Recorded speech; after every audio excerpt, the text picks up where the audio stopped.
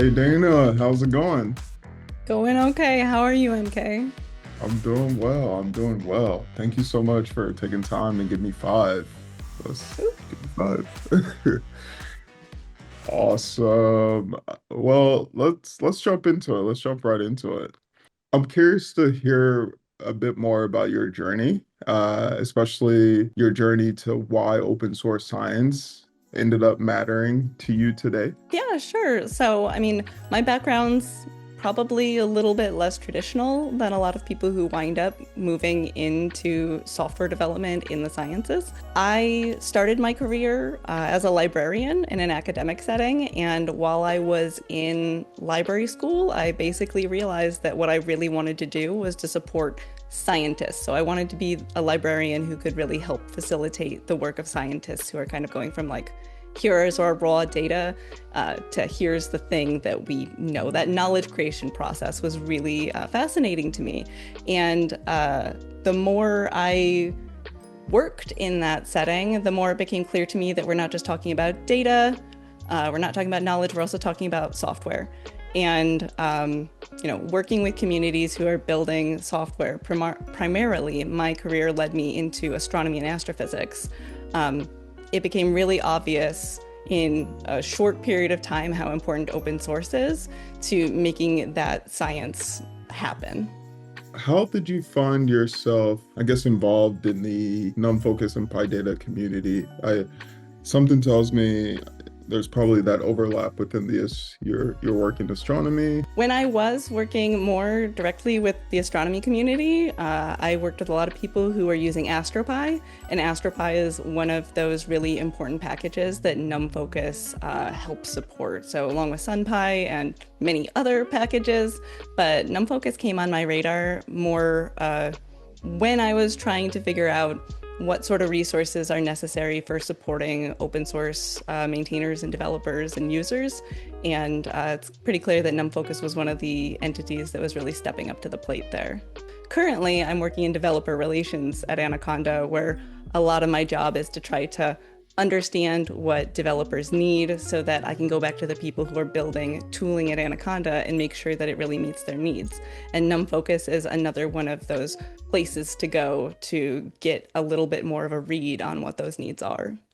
I'm curious to get a read on you in terms of what your hot take is around AI, especially just given that it's the talk of the industry. Yeah, well, my hot take on AI, full stop, would probably be around AI evaluation.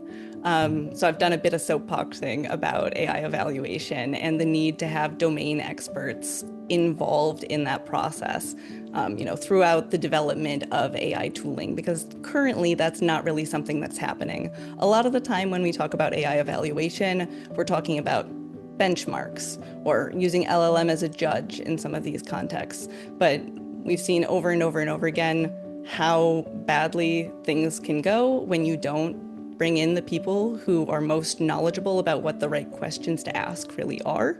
And I think that drives resentment, and it also just harms people. So bringing in domain experts, I think, is something that we need to do more. I think that we need to do that early on, and we need to do it continuously. So I don't know much of a hot take it is that AI evaluation matters, but that's one of them. Another one that I think is, maybe not so obvious as that would be that older technologies like knowledge graphs and semantic metadata, the things that have, in days gone by, really been the things that drive the internet, that those technologies are going to become increasingly relevant in an AI setting in ways that, might not be obvious to a lot of people working in AI today. Love that perspective. Love that perspective. And what are you currently building at Anaconda, and how Yeah. can our community at NumFocus support you? Well, I mentioned I'm in developer relations. So, big part of my job's helping people use our tools, but also just helping lower the barrier for entry into being part of this ecosystem. And so I'm developing guides, I'm developing resources and tutorials and demos, but I'm also developing resources to use internally to help communicate what the needs are.